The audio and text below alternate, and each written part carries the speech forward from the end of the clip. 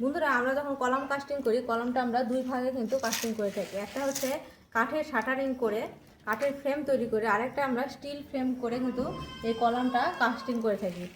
কাঠের যে শাটারিংটা হয় সেই শাটারিংয়ে আমার এই কলামটা কিন্তু ঢালাই করা হয়েছে, কাস্টিং করা হয়েছে। তো এখানে দেখতে পাচ্ছেন যে কলামটা কিন্তু খুব সুন্দর ফিনিশিং এসেছে এবং গায়ে কিন্তু এরকম পলিথিন ব্যবহার করা হয়নি। আমরা কিন্তু সিমেন্টের বস্তা ব্যবহার করেছি।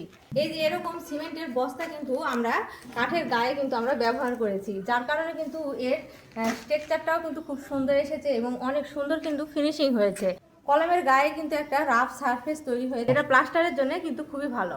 এবং এটা দুইটি লেভেলে কিন্তু ঢালাই করার পরেও কিন্তু আর মাঝখানে যে জয়েন্ট থাকে এটা কিন্তু অনেক সময় বোঝা যায় বা অনেক সমস্যা হয় অনেক মিস্ত্রির, কিন্তু এখানে কিন্তু কোনোভাবে কিন্তু বোঝা যাচ্ছে না, এত সুন্দর ফিনিশিং হয়েছে, অনেক সুন্দর ফিনিশিং হয়েছে। যদি এই কলামটায় না, প্রত্যেকটা কলামই দেখেন অনেক সুন্দর ফিনিশিং হয়েছে।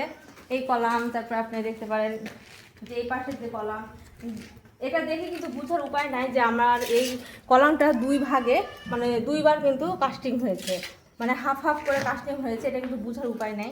এবং এই পাশের যে কলামটা দেখতে পাচ্ছেন,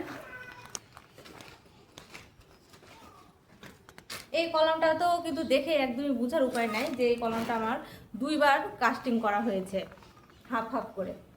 তো অবশ্যই আপনারা কিন্তু কাঠের ফ্রেমের সাথে কলম কাস্টিং যখন করবেন, কাঠের শাটার যখন ব্যবহার করবেন, অবশ্যই আপনারা পলিথিনের চেয়ে আপনারা যদি সিমেন্টের বস্তা দিয়ে কাজ করেন, অবশ্যই কাজটা অনেক সুন্দর হবে। আমার এটা ব্যক্তিগত মতামত।